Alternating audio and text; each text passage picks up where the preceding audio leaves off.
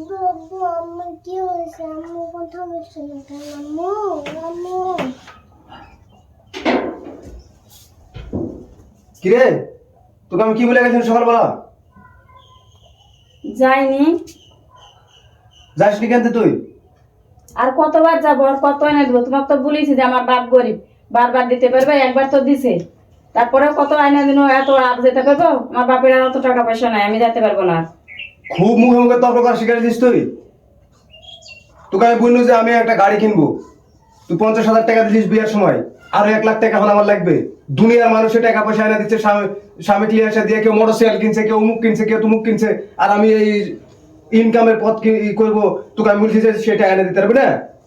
তোকে আর কিচ্ছু বলবো না আমি, তোর টাকার কথা আর কিছু বলবো না। তুই আমার কিভাবে টাকা এনে দিব তুই এনে দে। তোকে মোবাইল করে তুই কথা বলে খাবার ভালো ভালো করছিস তো ভালো লাগছে না। সে দোকানে যাচ্ছি, দোকানের থেকে আসে দেখি যে তুই টাকা না এনেছিস, একটু খবর আছে।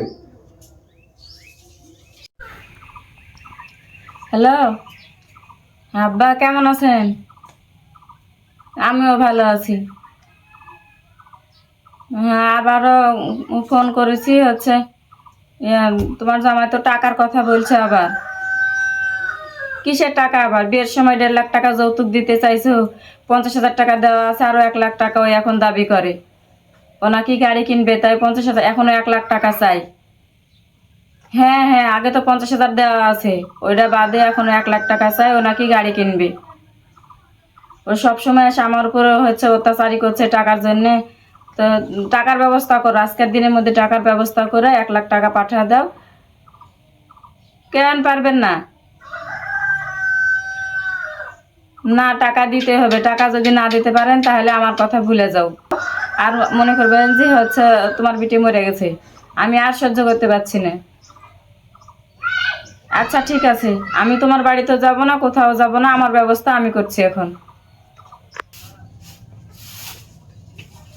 কিরে, কি করলেন ব্যবস্থা? মোবাইল করেছিল, কথা বললে ওরা টাকা পয়সা দিতে পারবে না।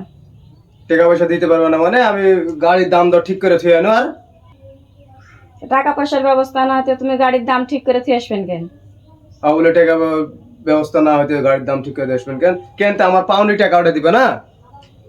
ওদের কাছে টাকা পয়সা নাই, এখন দিতে পারবে না। আচ্ছা দিতে পারবে না, ভালো কথা। তুই আমার বাড়িতে ভাড়া চলে যা, আর নয় কি করবো তুই করে গা। তোর সাথে আমার সাথ নাই।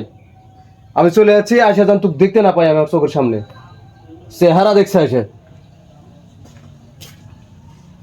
আব্বু আব্বু আমার কি হয়েছে? আম্মু কথা বলছে না কেন? আম্মু আম্মু হ্যাঁ মমতাজ, মমতাজ, হ্যাঁ মমতাজ।